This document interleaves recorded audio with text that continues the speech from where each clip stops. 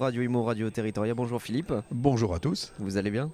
Formidable, belle Ça ambiance, journée sympathique. Ça fait du bien de se Bonne retrouver radio, aussi. tout va Ouais, bien. c'est la rentrée, c'est la C'est la rentrée, ça fait rentrée, du on bien. sort enfin. Ouais. Vous êtes donc le président de GCI, Global Climate Initiative. En quelques mots, GCI c'est quoi? Qu'est-ce qui se cache derrière cet acronyme? GCI, c'est une plateforme de services qui a pour vocation de permettre à tout type d'entreprise, de la TPE au grand groupe, à tout type de collectivité, de la plus petite à la plus grande métropole, de s'approprier son bilan GES, son bilan gaz à effet de serre qu'on appelait dans le temps bilan carbone. Pourquoi? Parce qu'avant GCI, c'est simple. Pour faire son bilan GES, il faut prendre un consultant, passer quelques mois avec lui, dépenser quelque argent et avoir un résultat qui est statique.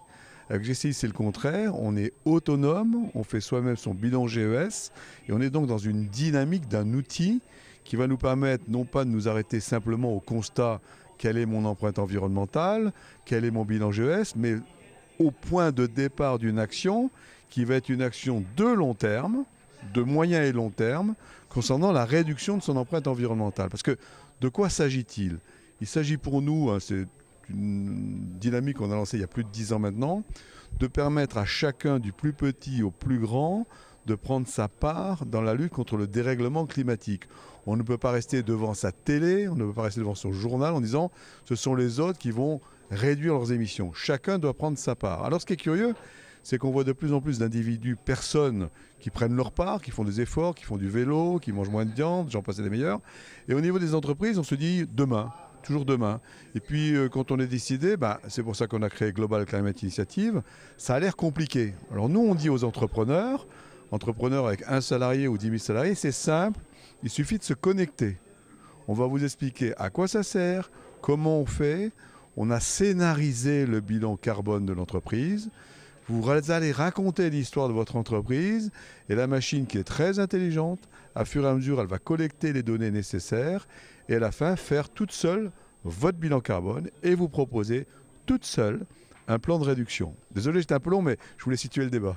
Vous avez très bien fait de le situer, le débat. Comment vous l'expliquez ça, peut-être ce retard de prise de conscience chez certains entrepreneurs? Alors, la prise de conscience, ça fait quand même 10-15 ans, depuis le Grenelle de l'environnement, donc même 13 ans qu'on en parle.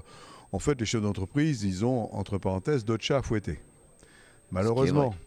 Donc, ils ont le social, c'est obligatoire, on le fait. Ils ont le fiscal, c'est obligatoire, on le fait.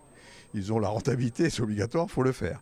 Mais l'environnemental, c'est pas obligatoire, c'est pas taxé, il n'y a pas de contrôle, il n'y a pas de sanction, donc ça serait bien, mais j'ai pas le temps. Ça passe sur un second plan, forcément. Vous, à votre titre personnel, vous devriez faire 2 heures de sport par jour, mais tous les jours, vous dites, j'ai pas eu le temps. C'est un petit peu ça. Mais par contre, si on vous imposait de le faire pour des raisons de santé... Je me lèverai plus tôt. Voilà. Donc je pense que les entreprises ont besoin de se lever un petit peu plus tôt, mais surtout de mettre en avant le fait qu'il n'y a véritablement pas d'obligation environnementale globale, mais il y en a une personnelle. Et donc, on va aider les gens à s'affranchir de cette... relation compliquée avec des cabinets de consultants qu'il faut convoquer, qu'il faut sélectionner, qu'il faut alimenter, qu'il faut payer. Il faut payer aussi. Je rappelle que l'astuce, les 2 mots-clés de Global Climate Initiative, c'est désacraliser. Donc le bilan, c'est simple à faire. Et c'est ce qui va intéresser les chefs d'entreprise, démocratiser. Aujourd'hui, si vous demandez à l'ADEME, un bilan carbone, c'est entre 15 et 20 000 euros. Sur la plateforme Global Climate Initiative, pour une PME, c'est entre 500 et 1 000 euros. Et pour un groupe et un très grand groupe, c'est 1 000 à 2 000 euros maximum. Donc vous voyez un petit peu l'écart. Le distinguo. On est 10 à 20 fois moins cher. Et au niveau du produit, objectivement, puisque tout est digitalisé, fait de façon, je dirais, remarquable, je peux le dire parce que c'est mes informaticiens et mes méthodologistes qui l'ont fait, c'est vraiment 10 fois mieux aussi. Donc 10 fois moins cher, 10 fois mieux, ça fait un rapport de 100. Et concrètement, ça passe par quoi, ce bilan GES? Comment vous l'évaluez? Comment vous le calculez? C'est simple, vous connaissez le principe d'un bilan comptable. Un bilan comptable, vous alignez des chiffres. Dans le détail, ça fait des soldes intermédiaires de gestion, ligne par ligne, débit, crédit, etc. Un bilan carbone, c'est pareil. C'est des soldes intermédiaires de gestion de toutes vos consommations, des consommations entrantes, des consommations sortantes. Alors, depuis 1998, il y a le Greenhouse Gas Protocol. Donc, c'est organisé en 3 scopes. Scope 1, l'énergie que je brûle. Scope 2, l'énergie que j'achète. Scope 3, le reste. Dans le reste, c'est les déplacements, c'est les achats, c'est les fournisseurs, etc. Et c'est ça qui est intéressant.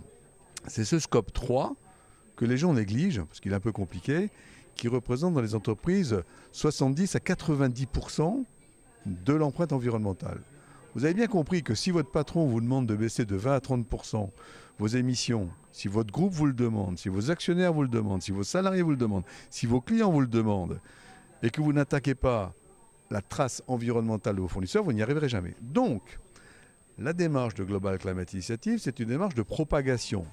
Chacun prend conscience de son bilan carbone, chacun s'aperçoit en calculant que 50, 70, 80% de sa trace carbone dépend de ses fournisseurs, et donc chacun va se faire bon soldat, bon moine soldat, pour convaincre ses fournisseurs à leur tour de faire ce bilan, pour réduire leur empreinte, etc. C'est donc la stratégie de propagation, et c'est donc pour ça, je reviens à la définition, qu'on a fait un produit extrêmement simple d'utilisation, désacralisation, extrêmement facile à mettre en œuvre en termes de budget, 500 €, 1000 €, sachant que quand vous faites un bilan carbone, c'est formidable, vous trouvez tout de suite des pistes de gaspillage, des pistes de réduction, des pistes d'économie. Donc ça veut dire qu'en quelques semaines, quand vous faites votre bilan carbone, vous l'avez remboursé. Donc c'est gagnant-gagnant.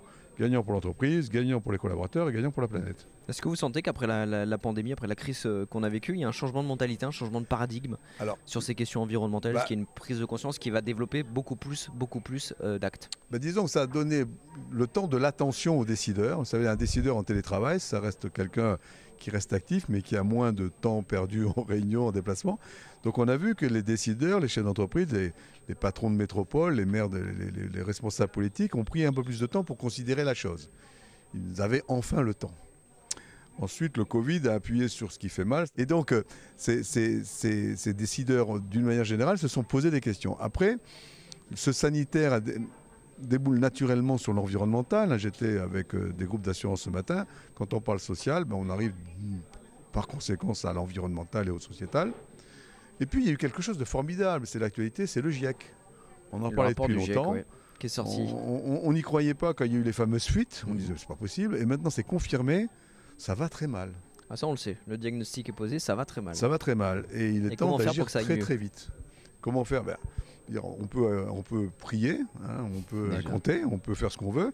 On peut compter sur le pouvoir politique, on peut compter sur des réglementations, on peut compter sur des interdictions, on peut compter sur des taxations. Non, il faut simplement compter sur soi. Chacun prend sa part.